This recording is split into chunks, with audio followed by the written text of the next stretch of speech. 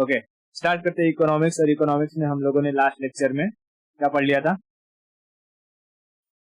Last lecture में हम लोगों ने कमिटीज के बारे में पढ़ लिया था, ट्रेड मार्क्स के बारे में पढ़ लिया था, क्वालिटी जो स्टैंडर्ड होते हैं उनके बारे में पढ़ लिया था। जैसे कि गोल्ड की क्वालिटी को कौन चेक करता है, उसके लिए क्या होना चाहिए? हॉल मार्क होनी चाहिए। चांदी के लिए सिल्वर मार्क होता है, इन्वायरमेंट के लिए इको मार्क होता है, एग्रीकल्चर से रिलेटेड प्रोडक्ट होते हैं तो एक मार्क होता है। वैसे फूड की क्वालिटी को कौन रेटिंग देता है? तो FSSAI देता है। ठीक है, बड़े बड़े जो उद्योग धंधे होते हैं, इंडस्ट्रियल प्रोडक्ट होते हैं, जैसे लोहा लक्कड़ हो गया, इन सबको ISI मार्किंग देखा जाता है। जैसे तो अगर हमें कुकर वगैरह खरीदना हुआ तो हम लोग ISI मार्किंग देखकर खरीदते हैं। उसी तरीके से फ्रूट जूस वगैरह जो था उनको लेकर के सारा का सारा सर्वे या सारा का सारा उनकी क्वालिटी का ध्यान कौन रखता है? तो FPO, फ्रूट प्रोडक्ट ऑर्डर, है ना। उसके बाद हमने ISO, अलग अलग चीजों के लिए अलग अलग ISO नंबर देखे थे, सर्टिफिकेट जो दिया देता है। ISO का full form Indian standard organisation. जैसे कि मैनेजमेंट के लिए 9001, उसके बाद वैसे ही हेल्थ के लिए 18,001 था, फूड सेफ्टी के लिए 22,000 था। ठीक है, तो ये सारा चीज देखा था। उसके बाद हमने कमिटीज देख लिया था, जैसे कि स्मॉल स्केल इंडस्ट्री के लिए Abid Hussain committee, Malhotra insurance sector के लिए, दत्त कमेटी इंडस्ट्रियल लाइसेंस के लिए, रेखी इनडायरेक्ट के लिए था, केलकर स्ट्रक्चरल रिफॉर्म टैक्स के लिए था। तो ये सारा चीज कंप्लीट कर लेते हैं। अब आगे चलते हैं और समझते हैं हम लोग PF के बारे में। इसके बारे में PF यानी प्रोविडेंट फंड। ठीक है, प्रोविडेंट फंड, प्रोविडेंट फंड। अब समझो PF क्या होता है और उससे रिलेटेड जितने भी इंफॉर्मेशन होंगी और जो भी टर्मिनोलॉजी है सब हम लोग इसमें समझेंगे। अब देखो, पहले मैं समझाता हूँ कि PF को हिंदी में कहा जाता है भविष्य निधि। ठीक है, क्या कहा जाता है? इंग्लिश में कहते हैं प्रोविडेंट फंड और हिंदी में कहते हैं भविष्य निधि। भविष्य निधि। जैसे कि कोई इंसान है, गवर्नमेंट जॉब कर रहा है, तो उसको अगर 1 लाख रुपए मिल रहा है, 1 लाख पर मंथ मिल रहा है। ठीक है, तो उसके 1 लाख में से 12% यानी लगभग 12,000 रुपए, ठीक है, 12,000 रुपए काट लिए जाएंगे और उसे एक बैंक अकाउंट में जमा कर लिया जाएगा या एक अकाउंट में जमा कर लिया जाएगा। ठीक है, जैसे हम अपना पैसा क्या करते हैं, बैंक में जाकर के सेविंग अकाउंट में जमा करते हैं, वैसे ही 1 लाख में से 12% यानी 12,000 रुपए गवर्नमेंट काट लेगी और उसे एक अकाउंट में सुरक्षित जमा कर देगी। समझ में आया? ठीक है, उस अकाउंट को कहा जाता है यूनिवर्सल अकाउंट नंबर।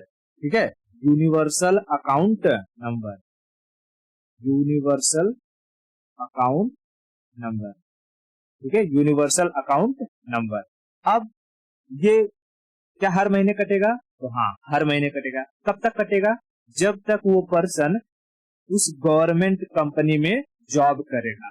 ठीक है, जैसे कि कोई मान लो कि 30 साल की उम्र में लग गया जॉब करने और वो जाकर के 60 साल की उम्र तक इसने क्या किया? काम किया। ठीक है, 30 साल तक इसने सर्विस दी कंपनी को, तो 30 साल तक हर महीने उसके 1 लाख रुपए में से 12,000 रुपए कटते रहेंगे, कटते रहेंगे, कटते रहेंगे। ठीक है, और वो गवर्नमेंट अपने पास उसे जमा कर लेगी। इस जो पैसा है, ये पैसा जैसे हम लोग नॉर्मल रहते हैं अपने किसी भी बैंक में जमा करते हैं, तो भाई इसका भी कोई बैंक होगा जो इस पैसे को संभालेगा, है कि नहीं? तो इस पैसे को संभालता है EPFO, EPFO। ठीक है, EPFO। EPFO का फुल फॉर्म क्या है? तो एम्प्लॉइज प्रोविडेंट फंड ऑर्गेनाइजेशन। क्या है? Employees provident fund organisation, organisation. ठीक है, ये हमारे उस पैसे को संभालेगा। अब भैया अगर ये पैसे को संभाल रहा है तो जाहिर सी बात है ये कुछ ना कुछ इंटरेस्ट भी देगा, तभी तो, नहीं तो मेरा किसी को पैसा देने का क्या मतलब हुआ है? जैसे मैं अगर सेविंग अकाउंट में पैसा रखता हूँ तो मुझे कम से कम 4% का उस पर इंटरेस्ट तो आता है कि नहीं आता है? आता है। तो वैसे ही ये जो 12,000 रुपए मेरा कट रहा था उस पर भी मुझे 8 से 10% का, कितना, 8 से 10 या कभी कभी 8 से 9% का हमें इंटरेस्ट रेट मिलता है, इंटरेस्ट रेट मिलता है। तो सोचो अगर 30 साल तक मैंने 12,000 हर महीने मेरा कटते गया, तो पहले तो 30 साल में ही मेरा 12,000 के हिसाब से कितना पैसा हो जाएगा, और उसके ऊपर से 8 से 9% का अगर मैं इंटरेस्ट रेट जोड़ लेता हूं, तो जब 60 साल बाद इंसान रिटायर्ड होगा तो उसे हो सकता है कि गवर्नमेंट एक ही साथ में उसके रिटायरमेंट के बाद ही उसे 15 लाख या 20 लाख जितना भी उसका अमाउंट हुआ रहेगा, एक अच्छा खासा अमाउंट उसे दे दिया जाता है, या तो उसके रिटायरमेंट के बाद उसे मंथली 30,000 या 35,000 या 40,000 जिस हिसाब से वो अपने अकाउंट में मैनेज किया रहेगा, कहा रहेगा कि ठीक है। क्योंकि क्या होता है, ये जो पैसा कटता है तो तुम्हें अकाउंट खुलवाना पड़ता है, ठीक है, जैसे मैंने बताया उसे क्या कहते हैं, यूनिवर्सल अकाउंट, और ये एक ही बार खुलता है, चाहे तुम कितनी भी कंपनियां स्विच करो तुम्हारा यही अकाउंट रहेगा, हर बार तुम्हारा जो पैसा रहेगा वो कहाँ कटेगा, इसी अकाउंट में कट करके जाएगा। तो उसमें सिस्टम होता है कि तुम्हें रिटायरमेंट के बाद पूरा पैसा एक साथ चाहिए तो एक साथ वाला फॉर्म भर दो, और अगर मंथली मंथली चाहते हो मंथली मिलते रहे, तुम जिंदा हो तो तुम्हें मिले और तुम्हारी डेथ के बाद तुम्हारे बीवी को मिले, तो वैसा भी सिस्टम होता है, उस तरीके से कर दो। तो गवर्नमेंट वो पैसा हमें हमारे रिटायरमेंट के बाद देती है, और यही पैसा क्या कहलाता है, प्रोविडेंट फंड, या कभी कभी इसी को नॉर्मल भाषा में हम लोग पेंशन कहते हैं। समझा क्या, पेंशन। तो गवर्नमेंट, जो लोग कहते हैं कि गवर्नमेंट हमें पेंशन दे रही है, तो क्या गवर्नमेंट अपनी तरफ से पैसा देती है? नहीं, गवर्नमेंट तो हमारा ही पैसा जो ले करके गवर्नमेंट ने इस्तेमाल किया। अच्छा बताओ, अब ये ईपीएफओ जो पैसा लेगा ये क्या करेगा, अपने घर पे रखेगा क्या? नहीं, ये ईपीएफओ उस पैसे को इन्वेस्ट करता है शेयर मार्केट में, इक्विटी में, लोगों को लोन देने में, ठीक है। और जब इन्वेस्ट करेगा तो वो पैसे से पैसा बनेगा, जब उस पैसे से पैसा बनेगा तो उसमें से कुछ पैसा ईपीएफओ रखेगा, यानी गवर्नमेंट के पास जाएगा, और बचा हुआ पैसा तुम्हें लास्ट में 30 साल के बाद तुम्हारे रिटायरमेंट के बाद दिया जाएगा। क्लियर हुआ? तो प्रोविडेंट फंड, प्रोविडेंट फंड में जो पैसा कटता है उस पैसे को कौन सी ऑर्गेनाइजेशन संभालती है? EPFO, EPFO. अब देखो मैं दिखाता हूं, अगर तुम किसी कोई गवर्नमेंट एम्प्लॉय हो, मान लो, ठीक है, गवर्नमेंट हो एम्प्लॉय या प्राइवेट एम्प्लॉय हो, तो सबका क्या होता है, अच्छा ये गवर्नमेंट के लिए तो एक कंपलसरी चीज है, मैंने बता दिया। अगर कोई प्राइवेट कंपनी है और उस प्राइवेट कंपनी में 20 से अधिक एम्प्लॉय हैं, ठीक है, प्राइवेट कंपनी में कितने से अधिक एम्प्लॉय है, मैं यहाँ लिखता हूँ private company, private company, private company में अगर एम्प्लॉइज मोर देन 20, तब उस कंपनी को भी अपने एम्प्लॉइज का क्या काटना पड़ेगा, पीएफ, पीएफ। लेकिन इस सिचुएशन में ये पीएफ कहलाएगा PPF, public provident fund, public provident fund. बात समझ में आई? प्राइवेट कंपनी के सेक्टर में अगर कोई इंसान प्राइवेट कंपनी में जॉब कर रहा है तो उसका ईपीएफ कटेगा या पीपीएफ कटेगा?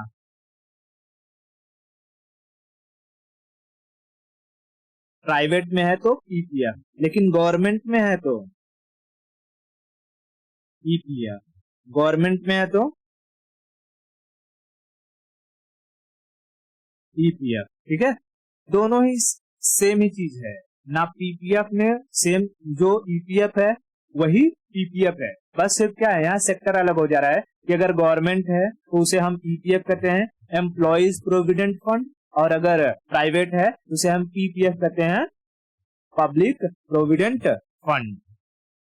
समझा? पब्लिक या प्राइवेट प्रोविडेंट फंड कह सकते हैं, पब्लिक की जगह प्राइवेट कहना अच्छी है, बहुत अच्छा है, ठीक है। Private provident fund, private provident fund, ठीक है, प्राइवेट प्रोविडेंट फंड, इतना क्लियर हुआ? ठीक। अब देखो प्राइवेट प्रोविडेंट फंड में भी जो इंटरेस्ट रेट मिलता है लगभग 7 से 8% का मिलता है, समझ में आया? और ईपीएफ में वही 8 से 9% का, समझ आ रहा है? ओके। अब अगर तुम्हें देखना है कि ठीक है मेरा जो पीएफ कट रहा है वो कहाँ पर जाकर के मैं चेक कर सकता हूँ, तो इसके लिए गवर्नमेंट ने साइट बनाया है।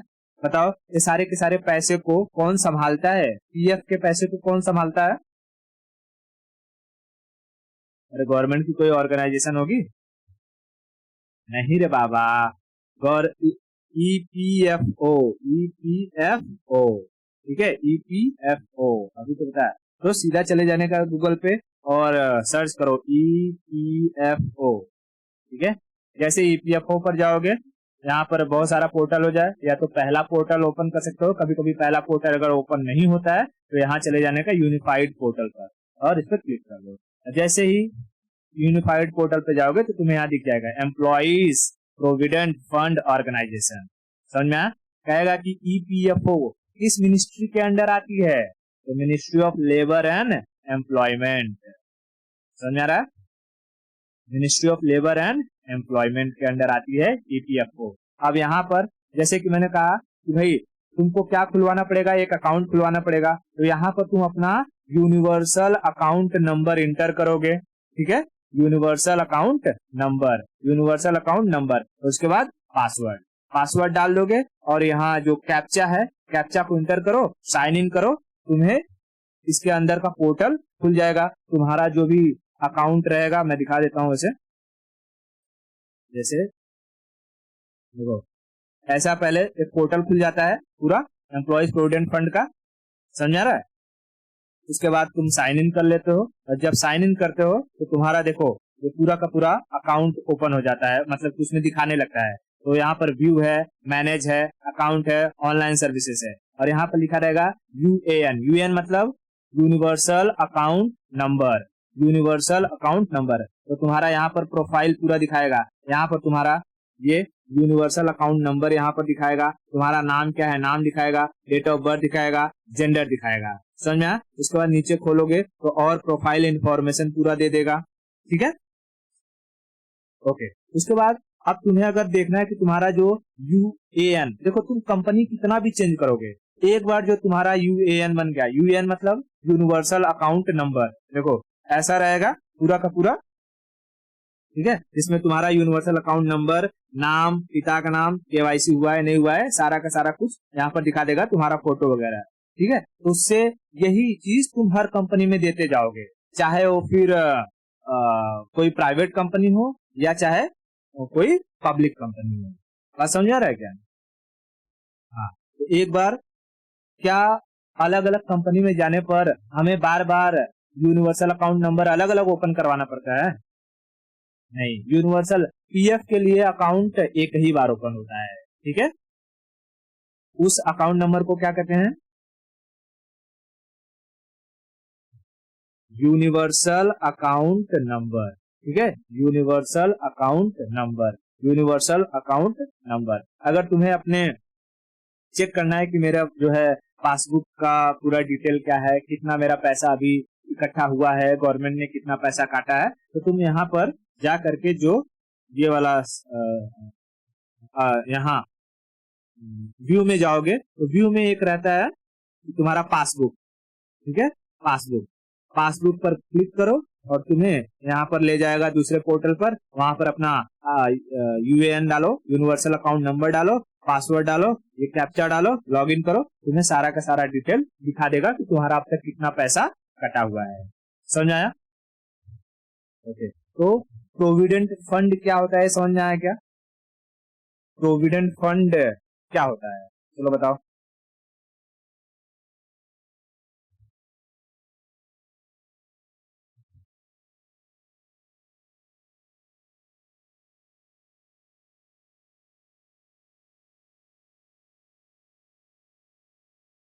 हाँ, रिटायरमेंट के बाद हमें पैसा मिलता है।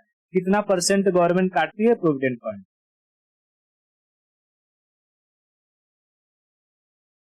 नहीं नहीं, 12% काटती है। वो इंटरेस्ट रेट है, 8 to 9% इंटरेस्ट रेट है। हमारे पैसे पर हमें उतना ब्याज मिलेगा। प्राइवेट कंपनी भी 12% काटती है। तुम 12%, ये मिनिमम है। तुम इससे बढ़ा करके 13%, 14% करवा सकते हो, लेकिन 12% से नीचे नहीं करवा सकते हो। समझा? अगर किसी इंसान को हम लोग उसका पूरा पैसा दे देंगे ना, तो वो क्या करेगा, अपना पूरा पैसा खर्चा कर देगा। इसलिए गवर्नमेंट हमेशा सिटीजन्स का ध्यान रखती है, ताकि वो लोग बुढ़ापे में उनको कोई तकलीफ ना हो। मान लो कि तुम बुढ़े हो गए, तुम्हारे जो बेटा बेटी रहेंगे वो लोग तुम्हारी कोई कदर नहीं करेंगे, लेकिन जब तुम्हारे पास पैसा रहेगा ना, उन्हें एक लालसा बनी रहेगी कि हाँ, माँ के पास या बाप के पास ये इतना पीएफ है, ये पैसा आएगा, ये मुझे ही देंगे। इस उम्मीद से तुम्हारी सेवा करेंगे। ठीक है, तुम्हें घर से बाहर नहीं निकालेंगे। तो एक तुम्हारी सुरक्षा और प्रोटेक्शन का एक जरिया हो जाता है पीएफ। समझ में आ रहा है क्या? हाँ, तो बताओ, प्रोविडेंट फंड के पैसे को कौन सी ऑर्गेनाइजेशन संभालती है? ईपीएफओ। ईपीएफओ की स्थापना हुई थी, मतलब स्टेबलाइजेशन हुआ था 1952 में। 1952 में किस मंत्रालय के अंडर आती है? लेबर मिनिस्ट्री के अंडर। लेबर मिनिस्ट्री के अंडर। क्या पीएफ अकाउंट हमें अलग अलग कंपनी में अलग अलग खुलवाना पड़ता है? नहीं, पीएफ अकाउंट एक ही बार खुलता है। जो अकाउंट खुलता है, हमें जो नंबर मिलता है, उस नंबर को क्या कहते हैं? UAN, universal account number. Universal account number. हमारा पीएफ कितना परसेंट कटता है? 12%। ठीक है, क्या 12% से कम किया जा सकता है? नहीं। क्या पीएफ हम लोग रिटायरमेंट के पहले ले सकते हैं? ले सकते हैं। अगर कोई इमरजेंसी हुई तो, जैसे मान लो कि बीच में तुम्हारा बेटा या बेटी है, तुम्हें उसको पढ़ाने के लिए बाहर भेजना है, और तुम्हारे रिटायरमेंट में अभी 5 साल या 10 साल का टाइम पीरियड है, तो तुम अपना एक एप्लीकेशन लगा करके, पूरा डिटेल दे करके, यहाँ पर ईपीएफओ के पास जा करके तुम कह सकते हो कि मुझे मेरा जो पैसा है वो मुझे वापस अभी रिटायरमेंट से पहले चाहिए, क्योंकि मुझे अपने बेटे को या बेटी को पढ़ने के लिए बाहर भेजना है, या किसी की शादी करनी है। वो सारा रीजन दोगे तो तुम्हें पैसा तुम्हारा जो है रिटायरमेंट के पहले ही भी दे सकते हैं, लेकिन उतना फिर तुमको इंटरेस्ट रेट नहीं मिलेगा। ठीक है, जैसे कोई एफडी होता है, 1 साल के लिए अगर हमने एफडी कर दिया और 1 साल से पहले तोड़ते हैं, तो क्या पूरा इंटरेस्ट रेट मिलता है हमको, ब्याज? नहीं मिलता है। उसी तरीके से इसमें भी होता है।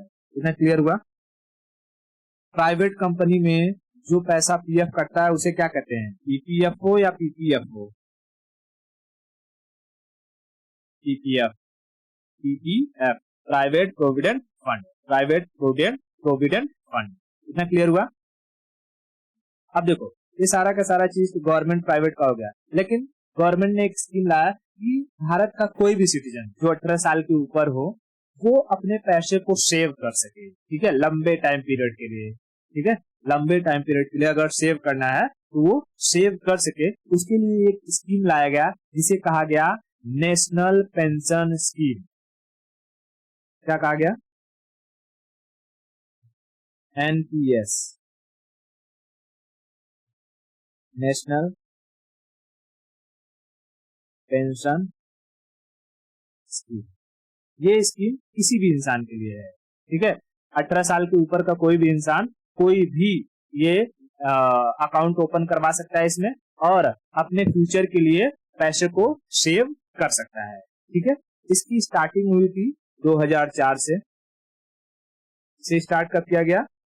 2004 से। क्योंकि इसमें का जो पैसा रहता है वो स्टॉक मार्केट में लगाया जाता है, इसलिए इस एनपीएस पर जो रिटर्न होता है वो हमें सबसे ज्यादा मिलता है, 9 से 10% का। हमें रिटर्न कितने का मिलता है? 9 से 10%। ठीक है, तो बताओ, एनपीएस, नेशनल पेंशन स्कीम, ये क्या प्राइवेट के लिए है या पब्लिक के लिए है? ठीक है, मतलब सिटीजन, नॉर्मल पीपल, है ना, चाहे वो ऑर्गेनाइज्ड हो ऑर्गेनाइज्ड हो या अनऑर्गेनाइज्ड हो, अनऑर्गेनाइज्ड हो। हर इंसान क्या खुलवा सकता है अपना एनपीएस, एनपीएस, एनपीएस, ठीक है, एनपीएस। इतना क्लियर हुआ? देखो अब जो एनपीएस है, एनपीएस में कुछ शर्तें दी गई हैं कि अगर तुमने एनपीएस ओपन करवाया तो इसका एक लॉकिंग पीरियड है। लॉकिंग पीरियड समझ में आता है क्या? नहीं, इतने टाइम से पहले तुम निकाल नहीं सकते हो, कम से कम तुम्हें इतने टाइम तक रखना है, कम से कम। तो इसका लॉकिंग पीरियड होता है 5 साल। यानी अगर एक बार तुमने एनपीएस ओपन करवाया तो 5 साल तक तुम पैसे को निकाल नहीं सकते हो। हाँ, 5 साल के बाद तुम निकाल सकते हो, ठीक है, समझना। उसके बाद तुम इसमें कब तक पैसा भर सकते हो? तो 60 साल की एज तक, ठीक है। जब बुढ़ोती आ जाता है तो 60 साल की एज तक कोई भी इंसान अपना एनपीएस कटवा सकता है, ठीक है। और मिनिमम एज कितनी होती है? 18 साल। 18 साल के ऊपर का कोई भी इंसान एनपीएस ओपन करवा सकता है। बात समझ में?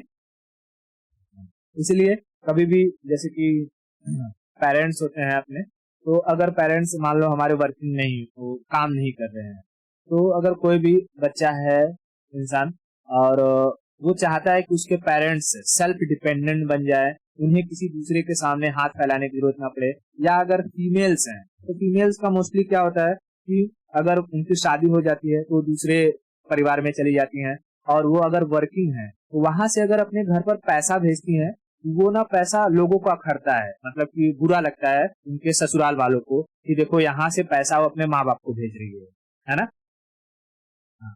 तो ऐसी सिचुएशन में गर्ल्स को क्या करना चाहिए? अपने पेरेंट्स के नाम का क्या खुलवा देना चाहिए? NPS, NPS. ऐसे में क्या हो जाएगा कि तुम पैसा भरोगे एनपीएस के लिए, तो ऐसा लोग घर वालों को भी लगेगा नहीं कि तुम अपने माँ बाप को पैसा दे रही हो। लेकिन एक पर्टिकुलर टाइम पीरियड में, जैसा कि मैंने बताया, लॉकिंग टाइम पीरियड कितना है? 5 साल का है। तो तुम 5 साल, 10 साल, 15 साल तक आराम से पैसा उसमें भरते रहो हर महीने महीने, और जब लॉकिंग पीरियड खत्म हो जाए तब अपने पेरेंट्स को पैसा एक ही साथ में निकाल करके दे सकते हो। तो ये उनके लिए यूजफुल हो जाएगा। तुम्हारे पेरेंट्स, मान लो कि उनका अगर बेटा है, बेटा नहीं सुन रहा है, कुछ काम नहीं दे रहा है, या बहू आ गई है, बहू की वजह से कुछ झगड़े हो रहे हैं किसी की वजह से, तो ऐसी सिचुएशन में जो गर्ल्स हैं वो अपने पेरेंट्स का हेल्प अच्छे से कर सकती हैं। समझ में आया?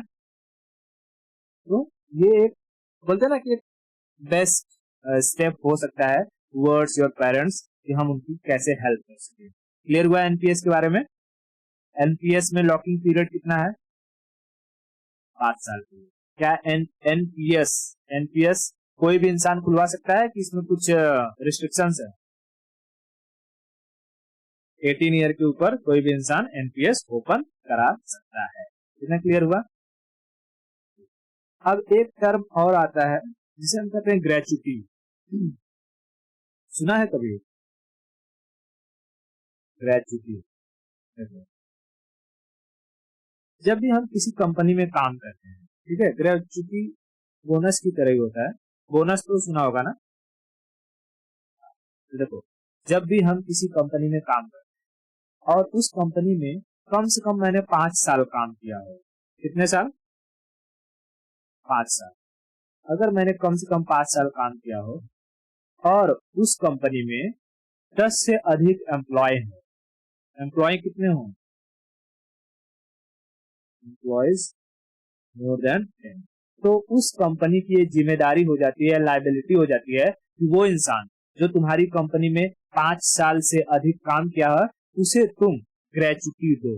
ग्रेचुटी मतलब जब साल का अंत होता है, जैसे कि मान लो ये अभी चल रहा है 2022, ठीक है, तो जनवरी 2022 से लेकर के जब जनवरी 2023 हो या दिसंबर दिसंबर 2022 चल रहा हो, ठीक है, और नया साल आने वाला हो, तो दिसंबर 2022 में जब मान लो ये है मोहन, मोहन का एक महीने की सैलरी है मान लो 10,000 रुपए है, ठीक है, 10,000 रुपए, ठीक है। तो दिसंबर 2022 में जब तुम उसे 10,000 दोगे तो 10,000 के साथ साथ उसे 5,000 रुपया एक्स्ट्रा दोगे, ठीक है, यानी आधे महीने की सैलरी एक्स्ट्रा दे देना। समझ में आया? आधे महीने की सैलरी एक्स्ट्रा दे देना, ये क्या कहलाता है? ग्रेचुटी। लेकिन क्या सबको ग्रेचुटी मिलता है? नहीं।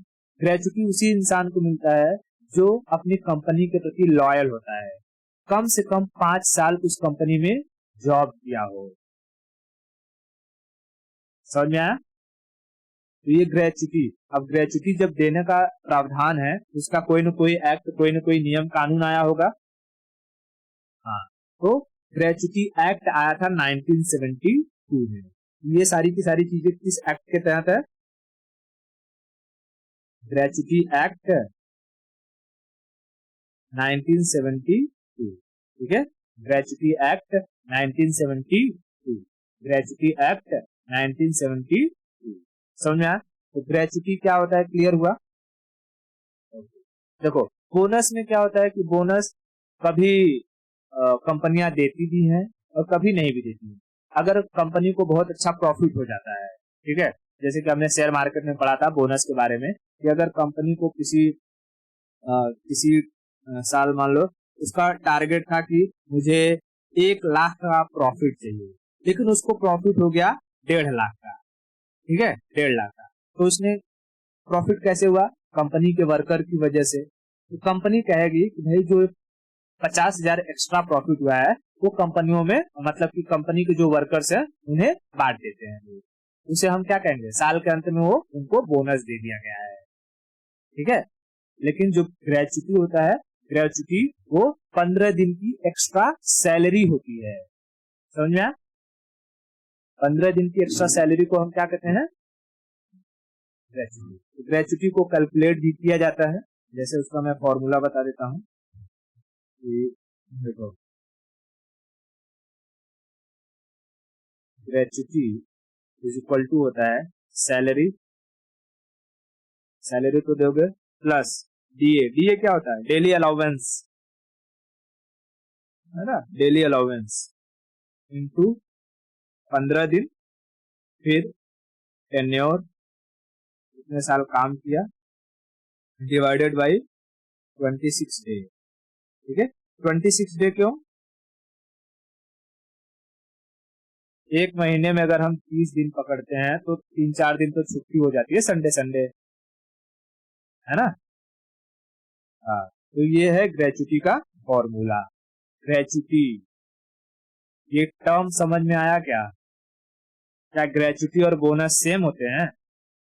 नहीं, gratuity it's like a bonus की तरह है, बट ग्रेचुटी में हम एक फिक्स्ड अमाउंट देते हैं कि भाई कम से कम तुम्हें 15 दिन का पैसा तो देना ही होगा, 15 दिन का। लेकिन बोनस में ऐसा जरूरी नहीं है। बोनस में हर साल बोनस दिया जाए ये जरूरी नहीं है। प्रॉफिट हुआ तो बोनस दे सकते हैं, नहीं हुआ तो नहीं दे सकते हैं। लेकिन अगर कोई 5 साल से अधिक काम किया है, कंपनी में 10 से अधिक एम्प्लॉयज हैं, तो उस टाइम पीरियड में ग्रेचुटी देना ये जरूरी है। क्लियर? कितना क्लियर हो गया? बहुत बढ़िया। अब चलो आगे समझते हैं कुछ टर्मिनोलॉजीज को। ठीक है, कुछ टर्मिनोलॉजीज को समझते हैं क्या होता है। देखो, तुमने बोट सुना है? बोट, बोट के बारे में? बॉट, हाँ, बॉट बॉट बॉट। अच्छा, रोबोट सुना है? रोबोट, रोबोट तो सुना होगा। इसी रोबोट का रो हटा दो तो जो बचता है उसे कहलाता है bot. Bot is nothing but, robot एक फिजिकल फॉर्म में होते हैं, लेकिन बॉट एक सॉफ्टवेयर होता है, ठीक है, जो किसी भी डेटा को ऑटोमेटिकली फील कर देता है। मतलब हमें भरने की जरूरत नहीं होती है, वो खुद भर देता है अगर तुम उसे एक बार बता दो, है ना। जैसे कि अगर हम बात करते हैं, हम लोग अपना फेसबुक ओपन करते हैं और फेसबुक ओपन करते ही जैसे ही आईडी पासवर्ड डालते हैं तो कहता है कि क्या इसे सेव कर लूं। तुम कहते हो सेव कर लो, तो क्या दोबारा तुम्हें वापस से आईडी पासवर्ड डालने की जरूरत होती है? जैसे ही लॉगिन वाला सेक्शन है उस पर क्लिक करते हो, ऑटोमेटिकली ओपन हो जाता है तुम्हारा फेसबुक। कौन कर रहा है ये? बोट कर रहा है। समझ में आया? ऐसे ही कभी कभी अगर तुमने देखा होगा तो जब आईआरसीटीसी का फॉर्म भरना होता था, आईआरसीटीसी, तो एक साइट आती थी ऑटोफिल करके, ऑटोफिल। उसमें क्या होता था, जैसे अगर कल मुझे तत्काल टिकट निकालनी है, तत्काल, तो मैं आज ही क्या करता था, जितने भी टिकट होते थे, जो भी नेम, एज, ठीक है, उनका आईडी नंबर, कौन सी ट्रेन है, हर एक चीज को वो फॉर्म में मैं फिल कर देता था, ठीक है, फॉर्म में फिल कर देता था। और यहाँ पर जो रहता था ऑटो फिल वाला सेक्शन, ऑटो फिल वाला, उसको मैं एक्टिवेट कर देता था। और जैसे ही सुबह होती थी और 11 बजे या जो भी तत्काल का टाइम पीरियड आता है, उस पर जैसे ही मैं क्लिक करता था, मुझे कुछ भी भरने की जरूरत नहीं रहती, सारा का सारा डेटा ये bot automatically with in a second fill कर देता था। समझ में आया? और जब ऐसा फिल कर देता था तो विद इन अ सेकेंड बहुत सारे टिकट बुक हो जाते थे और नॉर्मल पब्लिक को टिकट नहीं मिल पाती थी। क्लियर? अब इस चीज से परेशान होकर के आईआरसीटीसी को समझ में नहीं आ रहा था कि ये चीज कैसे हो रही है। तब आईआरसीटीसी ने इसके बारे में पता लगाना शुरू किया और उसे पता चला कि ये सारी की सारी काम कौन कर रही है, बॉट कर रही है।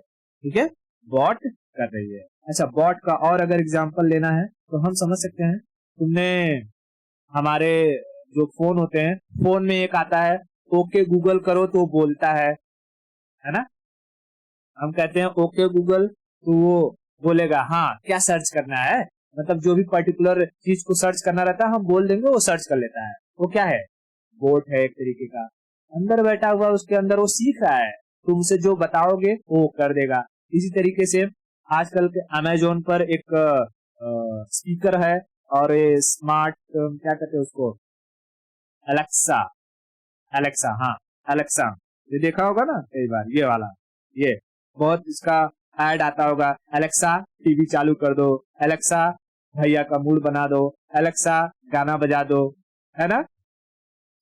हाँ, तो ये क्या है, एक तरीके का बोट है, ये एक तरीके का बोट है। वैसे ही आईफोन में है सीरी, आईफोन में क्या है, सीरी, उसको कुछ भी कहो तो बतियाने लगेगी तुमसे, हाँ ऐसे ऐसे, ठीक है। तो ये सीरी क्या है, बोट है। समझा? कभी कभी कुछ हम लोग व्हाट्सएप पे कुछ मैसेज करते हैं किसी का और ऑटोमेटिकली उधर रिप्लाई आ जाता है। जैसे कि तुम देखोगे कि कोई ऑनलाइन नहीं रहेगा, लेकिन जैसे ही तुम कोई भी, जैसे तुमने गुड मॉर्निंग लिखा, उधर से मैसेज आ जाएगा ऑटोमेटिकली गुड मॉर्निंग। ये कौन करता है, बॉट करता है। समझ में आया क्या? तो बोट्स को हम लोग फायदा उसका उठा सकते हैं, लेकिन बॉट्स के कुछ कुछ नुकसान भी हो जाते हैं। ठीक है, जैसे फायदा में हम अपनी लाइफ स्टाइल को फास्ट कर सकते हैं, बैठे बैठे कुछ करवाना है तो बॉट से करवा सकते हैं। ठीक है, वैसे ही इसके डीमेरिट्स क्या है कि गवर्नमेंट को काफी सारा लॉस हो जाता है, आम पब्लिक जिन्हें उसके बारे में पता नहीं है उनको लॉस हो जाता है। क्लियर है? तब इसी चीज को टैकल करने के लिए कि जो भी काम ऑनलाइन साइट पर हो रहा है वो इंसान कर रहा है या बॉट कर रहा है, उसके लिए गूगल ने एक नया सिस्टम लाया जिसे कहा गया कैप्चा। कोप्चा नहीं रे, कैप्चा। ठीक है, क्या लाया गया, कैप्चा। ठीक है, कैप्चा, कैप्चा, कैप्चा। देखो, कैप्चा का फुल फॉर्म क्या होता है, एक सी से होता है completely automated public turning, sorry Turing, completely automated public Turing test to tell computers, test to tell computers and humans apart. ठीक है, मतलब कि एक कैप्चा वो चीज बताती है कि भाई जो ये फॉर्म भर रहा है वो कंप्यूटर है या ह्यूमन है। ठीक है, क्योंकि कैप्चा हमेशा चेंज होती रहती है, कैप्चा कोड हमेशा चेंज होते रहता है, और जो कंप्यूटर है, जो बोट है, वो उसी चीज को फील कर सकता है जो चेंजेबल नहीं है, जिसे तुमने एक बार सिखाया है। ठीक है, समझ आ रहा है क्या? हाँ, जैसे मैं दिखाता हूँ, देखो जैसे ये चीज है, ठीक है, ये है क्या है, कैप्चा। कैप्चा ये ऑटोमेटिकली जनरेट होता है। ठीक है, गूगल जितनी बार पेज रिफ्रेश होगा ये ऑटोमेटिक जनरेट होते रहेगा। और जो हमारा बोट होता है, बोट को हमें हर बार सिखाना पड़ता है। मान लो मैंने बोट में ये कैप्चा फिल कर दिया, लेकिन जैसे ही जब टाइम स्टार्ट होगा, मान लो मैं तत्काल टिकट का ही लेता हूँ एग्जाम्पल, जैसे तत्काल टिकट भरने जाऊंगा एक कैप्चा वापस से चेंज हो जाएगा। बोट तो सारा चीज भर देगा, नाम, एज, एड्रेस, आईडी प्रूफ सब भर देगा, लेकिन जैसे को कैप्चा पे आएगा वो कंफ्यूज हो जाएगा, बोलेगा चाचा तो कुछ और सिखाए थे, यहाँ कुछ और दिख रहा है, वो पगला जाएगा और उससे आगे फॉर्म बढ़ेगा नहीं। उससे आगे जब बढ़ेगा नहीं तो टिकट जल्दी बुक होगा नहीं, जब तक तुम अपने हाथ से कैप्चा को फिल ना करो। समझ में आया? हाँ, ये कैप्चा क्यों लाया गया था?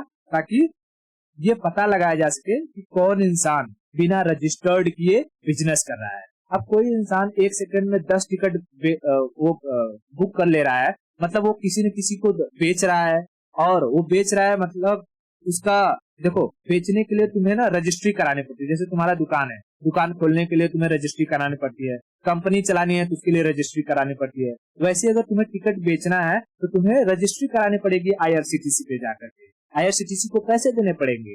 लेकिन यहाँ पर लोग बोर्ड का इस्तेमाल करके बिना पैसे दिए ही लोगों को बेच रहे थे, तो उसमें घाटा किसको हो रहा था? IRCTC को, है कि नहीं? तो उससे टैकल करने के लिए आया कैप्चा वाला सिस्टम। अब ये कैप्चा वाला जब सिस्टम आया तो गूगल ने देखा कि कुछ कुछ बड़ी बड़ी कंपनियां हैं जो कह रही हैं भाई ये कैप्चा डालने में ना बड़ा टाइम चला जाता है, ठीक है, कैप्चा डालने में बड़ा टाइम चला जाता है, कुछ और एडवांस मेथड लाओ। तब गूगल ने एक लाया, कहा ठीक है हम ना सिर्फ क्लिक करने के लिए लाएंगे और वहां पर लिखा रहेगा I am not a robot, ठीक है, क्योंकि ये क्लिक रोबोट को खुद कर नहीं सकता है, ठीक है, इसे इंसान को ही करना पड़ेगा। और जैसे ही तुम I am not a robot पर क्लिक कर दोगे, तुम्हारे पीसी से सारा का सारा तुम्हारा IP एड्रेस, तुम्हारा ईमेल आईडी, तुम्हारा जो भी आईडी मतलब ईमेल आईडी के साथ जो भी तुम्हारा आईडी रहेगा वो सब किसके पास चला जाएगा? उस कंपनी के पास या गूगल के पास चला जाएगा। और उससे पता चल जाएगा जो इंसान, जैसे मैं टिकट का एग्जांपल ले रहा हूँ, तो टिकट बुक कर रहा है क्या वो सिंगल पर्पस यूज के लिए कर रहा है या वो बेचने के लिए कर रहा है। अगर बेचने के लिए कर रहा है तो उसको मैच करवाया जाएगा कि क्या IRCTC पर रजिस्टर्ड है, रजिस्टर्ड रहेगा तो कोई बात नहीं, और रजिस्टर्ड नहीं रहेगा तो उसके ऊपर फाइन मारा जाएगा, उसके साथ कार्यवाही करी जाएगी। समझ में आया? हाँ, लेकिन गूगल ने कहा कि भाई देखो मैं इस प्रोसेस से तुम्हें आसान करके ये प्रोसेस ला रहा हूँ तो इसमें मैं ज्यादा पैसा लूंगा। अब देखो गूगल कोई भी सर्विसेज फ्री नहीं देता है, हर एक चीज के लिए वो पैसा चार्ज करता है। ये अगर जैसे फॉर्म है, मान लो फॉर्म का भराई 100 रुपए है, ठीक है, तो गूगल इसका ना 2 रुपए ले लेगा, 2 रुपए, तो बताओ ये 2 रुपए किसमें ऐड हो जाएगा? फॉर्म वाले में, और तुमसे 102 रुपए लिया जाएगा। समझा? लेकिन गूगल कहा कि ठीक है अगर तुमको ये वाला सिस्टम चाहिए तो तुम्हें 4 रुपए देना होगा, यानी ये वाला थोड़ा सस्ता है और ये वाला महंगा है। तो जो भी प्राइवेट अगर कंपनी होंगी तो तुम देखोगे उस पर ये वाला सिस्टम मिलता होगा, और गवर्नमेंट कंपनी होंगी तो नॉर्मली हमें ये वाला सिस्टम देखने को मिल जाता है। जैसे कि हम लोगों ने ये EPF पर गए, EPF पे हमें देखो ना ये कौन सा मिला है? कैप्चा वाला, ये UU1FR। समझ आ रहा है क्या? क्लियर हुआ इतना? तो ये इसको हम क्या कहते हैं, ये कैप्चा कोड किस लिए इस्तेमाल होता है, ये क्लियर हो गया, ठीक है। उसी कैप्चा का एडवांस वर्जन क्या था, ये सिर्फ टिक करने वाला आई एम नॉट रोबोट रीकैप्चा, ठीक है, इसे क्या कहा जाता है? रीकैप्चा, ठीक है, मतलब ऑलमोस्ट ये जो रीकैप्चा है उसे संभालती है साइट है। बस खाली इतना याद रखने का कि ये कैप्चा वगैरह इसके लिए इस्तेमाल किया जाता है। क्लियर? PF में कोई दिक्कत? कैप्चा कोड समझने में कोई दिक्कत? कैप्चा का जो फुल फॉर्म है याद रख लेना, completely automated public Turing test to tell computers and humans are apart, ठीक है, ये कैप्चा का फुल फॉर्म होता है, ठीक है। अगर ये समझ में आ गया तो आज के लिए इतना रखते हैं, बाकी की स्टोरी हम नेक्स्ट लेक्चर में देखेंगे।